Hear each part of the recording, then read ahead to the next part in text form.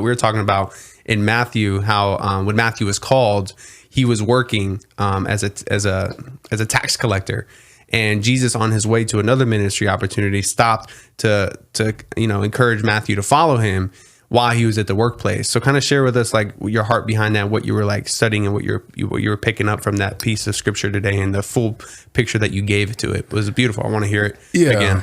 Yeah. So I've seen this text. I think we've all seen this text before. We've heard it. We've seen it. And the thing that God showed me in this is that so often we can be so distracted. We can be too busy thinking about where we're going, and that can keep us from being present from where we're at. And Jesus is walking alongside the shore, and the scripture tells us that he saw, and the question I'd ask myself is, how many things am I not seeing because I'm already thinking about where I'm going? All right. And then the next thing that the scripture tells us is that he said to him, how many people am I not speaking to as I'm on my way going to?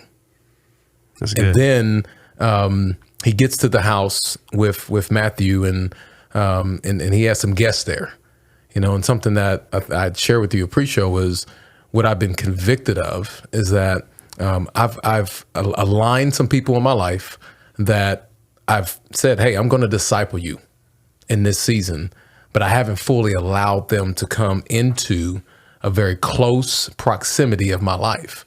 And the cool part about that story is not only did he have this moment with Levi, who we know as Matthew, he also had a moment with some of Matthew's friends, his co-workers, right? Those that may be associated with Matthew that didn't have a great reputation. And I had to ask myself, like, okay, it's one thing to be a disciple maker, but are we also loving and in community with those that are not followers of Christ?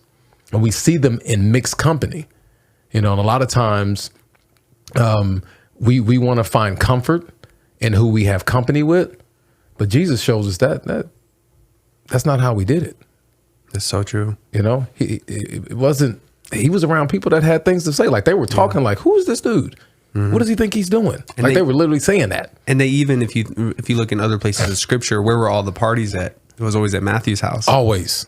So like all of Matthew's peeps were coming through. And it said that he threw a feast, right? That's right. So, I mean, this wasn't like just, it's having coffee. This is like, hey, let's go and get some Starbucks. No, this was like, he allowed Matthew to be who he was, and he stepped into that. That's right. And it wasn't that where he was also being kind of condemned. Jesus was being condemned for having dinner with the sinner. Absolutely. So isn't that interesting how it all kind of connects? And he knew, right? Yeah. He knew he was going to get condemned, and I think we worry too much about what the Christians think. Come on. Oh, don't start. No, we definitely going to start. Thank you so much for supporting our YouTube channel. If you like this video, make sure you subscribe and smash that like button. If you would like to see another short clip from this episode, you can do so here. Or if you want to see the full conversation, you can do so here. And make sure you subscribe on Patreon if you'd like to partner with us. You can do that. The link in the description of this video. Thank you so much, and we'll see you on the next one. Cheers.